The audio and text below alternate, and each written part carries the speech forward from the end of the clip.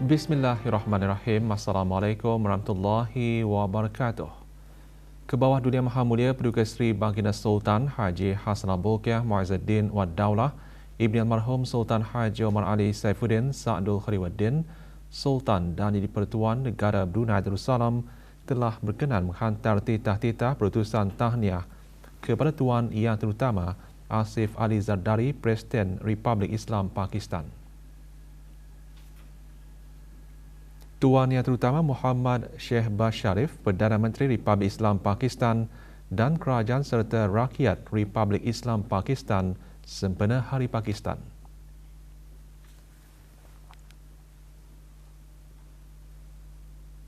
Penglihatan anak bulan Syawal tahun 1446 Hijrah akan dilakukan di seluruh negara pada petang hari Ahad 29 Ramadan 1446 Hijrah bersamaan 30 Mac 2025 Masihi.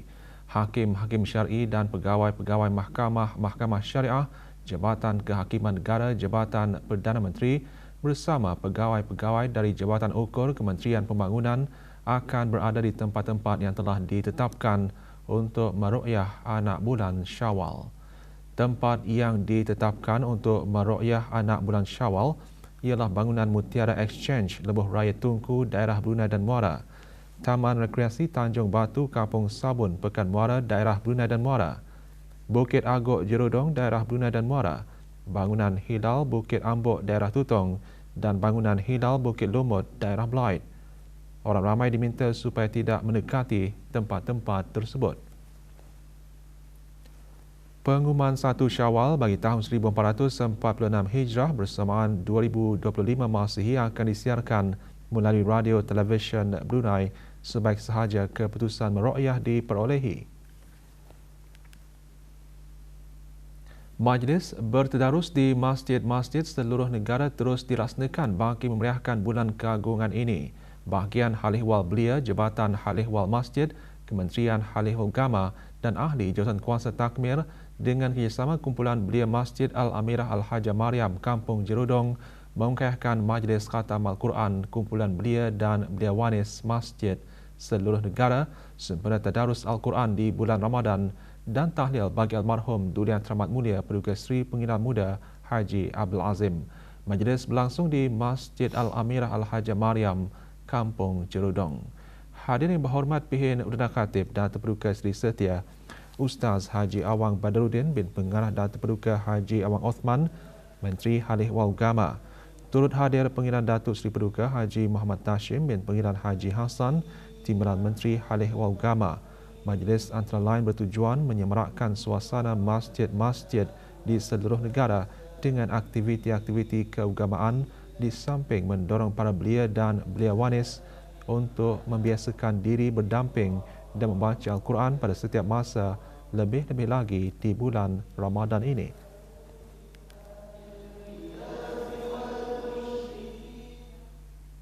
Seramai 80 orang ahli jawatankuasa takmir Masjid Kampung Pancur Murai diraikan di majlis penutup tadarus lewat petang kemarin di masjid berkenaan.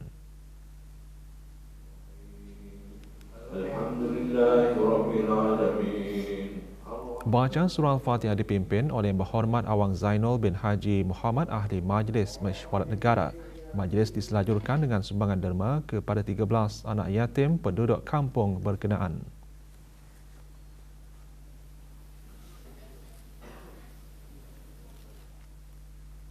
Kementerian Pertahanan kemarin menganjurkan Majlis Sentuhan Kasih Ramadan bagi menyantuni 180 anak yatim dalam kalangan warga kementerian. Pada majlis tersebut, anak-anak yatim berkenaan menerima sumbangan hasil kutipan tabung kebajikan Angkatan Bersenjata Diraja Brunei ABDB, Persatuan Kebajikan Isteri Bakti ABDB, warga Kementerian Pertahanan dan surau-surau perkhemahan ABDB. Majlis diadakan serentak di 3 daerah dengan tumpuan utama di sebuah hotel di Gadong bagi penerima dari daerah Brunei dan Muara serta daerah Temburong. Bagi daerah Brunei dan Muara, sumbangan derma disampaikan oleh Yang Berhormat Bin Datu Laila Raja, Major Jeneral Bersara Datuk Paduka Seri Awang Haji Halbi bin Haji Muhammad Yusof, Menteri di Jabatan Perdana Menteri dan Menteri Pertahanan kedua.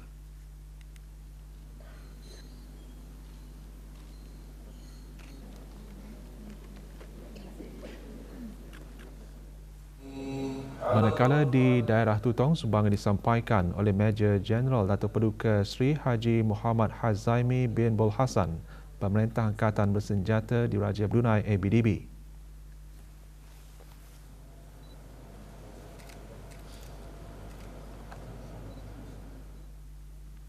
Sementara bagi daerah Belait, sumbangan disampaikan oleh Brigadir Jeneral Besar Datuk Seri Pahlawan Haji Adirupendi bin Haji Perudin, Setiausaha Tetap Kementerian Pertahanan. Mantan Pesuruhjaya, Pesuruhjaya Tinggi dan Duta-Duta Besar serta mantan pegawai-pegawai dan kaki tangan Kementerian Hal Ehwal Luar Negeri menganjurkan majlis tahlil khusus untuk almarhum Sultan Haji Omar Ali Saifuddin Sa'dul Khalifuddin, almarhumah Duli Raja Isteri Pengiran Anak Damit dan almarhum Duli Yang Teramat Mulia Paduka Seri Pengiran Muda Haji Abdul Azim. Majlis berlangsung di Kubah Makam Diraja.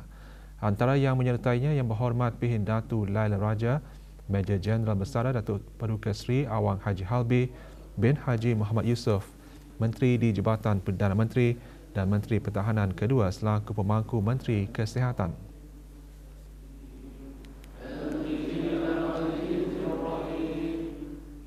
Kementerian Kesihatan mengadakan majlis sambutan Nuzul Al-Quran, Khatam Al-Quran dan penyampaian derma kepada anak-anak yatim sempena bulan Ramadan. Majlis anjuran bersama Jabatan Perkhidmatan Kesihatan Alam Sekitar dan Jabatan Perkhidmatan Renal diadakan di Dewan Al-Afiah Kementerian Kesihatan.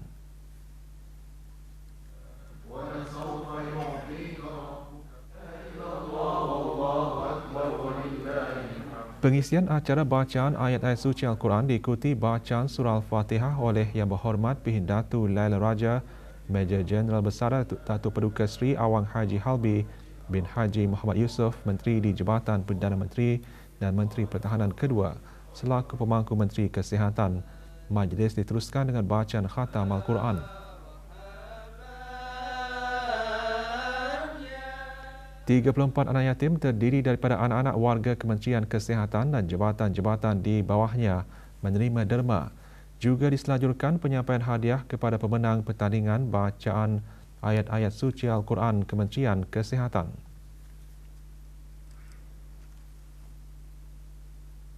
Juga mengadakan majlis yang sama Kementerian Kewangan dan Ekonomi. Majlis berlangsung di Kementerian Kewangan dan Ekonomi.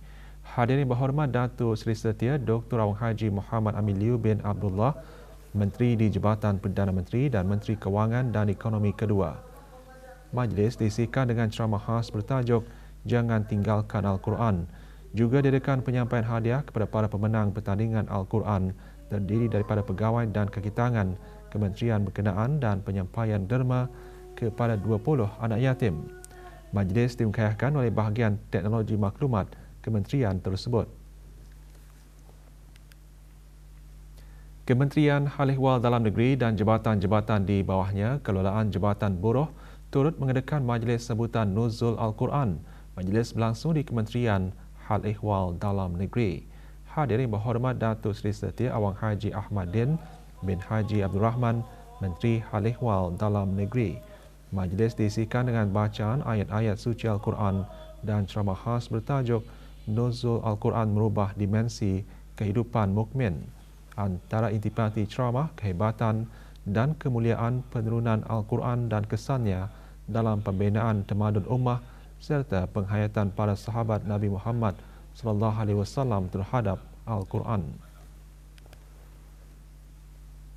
Kementerian Sumber Utama dan Pelancongan serta jabatan-jabatan di bawahnya juga tidak ketinggalan mengadakan majlis memperingati Nuzul Al-Quran dan majlis penyampaian derma kepada anak-anak yatim. Majlis berlangsung di kementerian berkenaan. Hadirin berhormat Datuk Seri Setia Dr. Awang Haji Abdul Manaf bin Haji Matusin, Menteri Sumber Utama dan Pelancongan. Majlis diisikan dengan ceramah khas bertajuk Hidupkan Ramadan dengan Al-Quran dan penyampaian derma kepada 53 anak yatim. Majlis seumpamanya merupakan salah satu aktiviti keagamaan tahunan bersempena bulan Ramadan.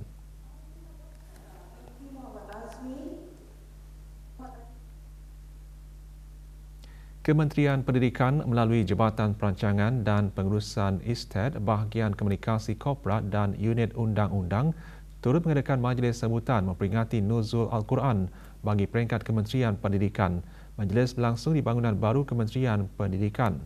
Hadirin berhormat Datin Seri Setia Dr. Daeng Hajah Romaizah binti Haji Muhammad Saleh, Menteri Pendidikan.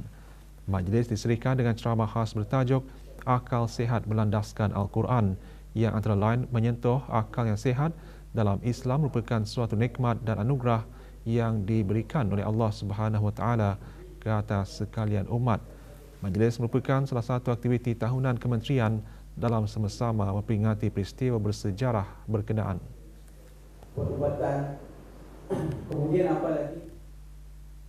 Sempena sambutan Hari Kaji Cuaca Sedunia, Jabatan Kaji Cuaca Brunei Darussalam, Kementerian Pengangkutan dan Info Komunikasi mengadakan majlis sembahyang fardu Zuhur berjemaah, membaca surah Yasin, tahlil dan doa selamat.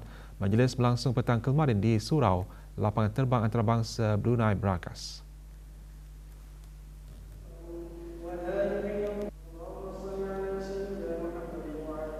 Hadirin berhormat Pengiran Datuk Seri Setia Syamhari bin Pengiran Datuk Paduka Haji Mustafa, Menteri Pengangkutan dan Info Komunikasi. Hari Kaji Cuaca Sedunia disambut pada setiap 23 Mac dan merupakan acara tahunan yang mengiktiraf peranan penting kaji cuaca dan sains iklim dalam memperkukuh daya tahan global.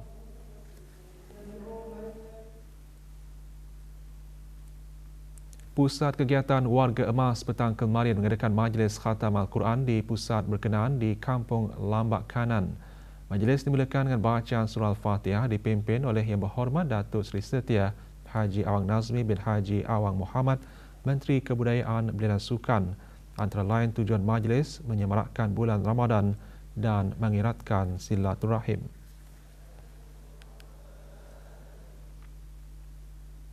Ahli Takmir Masjid Kampung Selangan lewat petang kemarin mengadakan majlis khatam Al-Quran. Majlis diadakan di Masjid Kampung Selangan, Temburong. Hadir Awang Hassan Bahar bin Haji Omar, pemangku pegawai daerah Temburong. Juga diadakan takhtim, tahlil dan doa arwah serta bacaan doa selamat. Majlis khatam Al-Quran ini merupakan aktiviti tahunan Takmir Masjid Kampung Selangan dalam sama-sama menyerikan lagi bulan Ramadan yang penuh berkat.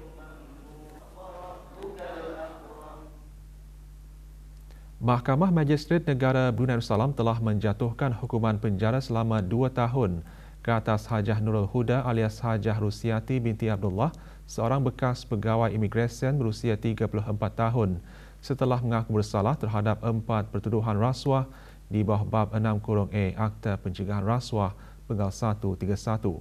Kesalahan tersebut melibatkan penerimaan ganjaran wang daripada seorang warga negara Indonesia antara Oktober 2023 dan Julai 2024 sebagai pertukaran untuk memudahkan pemergian warga asing dari negara Brunei Darussalam dengan menyalahi undang-undang tanpa permit masuk semula yang diperlukan yang melanggar Akta Imigresen Penggal 17.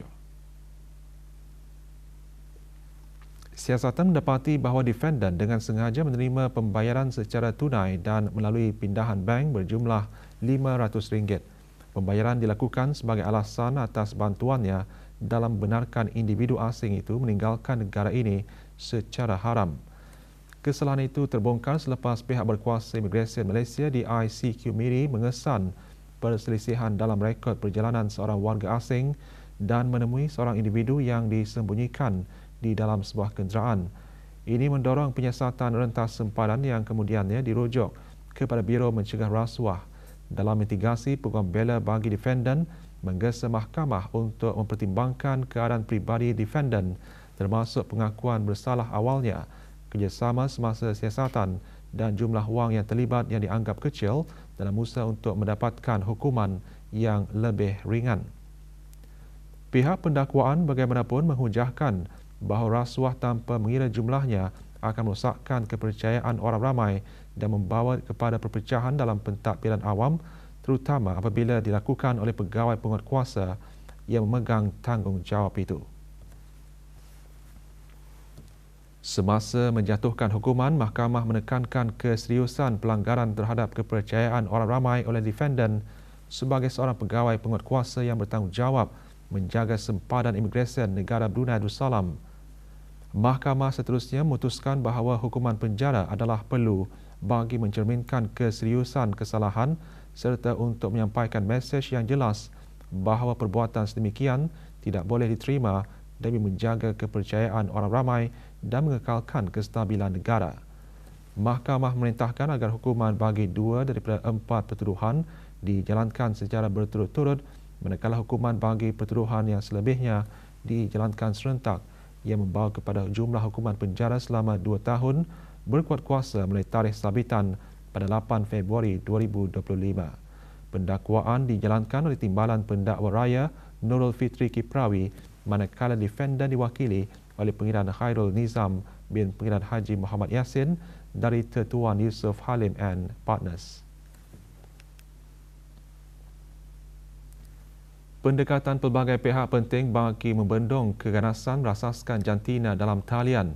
Oleh itu, mewujudkan persekitaran digital yang selamat adalah tentang melindungi hak individu dan mengekalkan maruah serta kebebasan. Perkara tersebut antara yang digariskan oleh Duta Besar Istimewa dan Mutlak Amerika Syarikat ke negara Brunei Darussalam semasa perbincangan meja bulat mengenai membina ruang digital yang lebih selamat dalam mencegah keganasan berasaskan jantina dalam talian terhadap wanita dan kanak-kanak perempuan di negara Brunei Darussalam. Perasmiannya diadakan kemarin di Kampung Jerudong. Menurut Puan Yang Terutama Karen Roberta McClellan, perbincangan akan menghimpunkan pelbagai pihak untuk membina strategi komprehensif bagi ruang dalam talian yang lebih selamat. Perbincangan dianjurkan oleh Projek Women Brunei dan disokong oleh United States Small Grant Fund.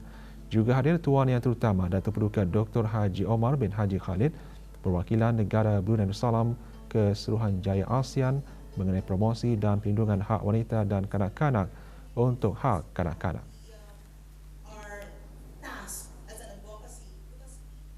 Persatuan Aftercare Support Association AFSA lewat petang kemarin mengadakan majlis berbuka puasa bersama rakan seliaan. Majlis diadakan di sebuah hotel di Kiulap. Hadir Major Jeneral dan Bersada Datuk Paduka Sri Haji Aminuddin Ehsan bin Pehin Orang Kaya Saiful Muluk Datuk Sri Paduka Haji Abidin, Penasihat Persatuan AFSA. Antara lain tujuan majlis menzahirkan kegembiraan kepada rakan seliaan kerana terus dipeduli, dikelinga dan dihargai. Juga diselajurkan penyampaian barang keperluan asasi kepada rakan seliaan.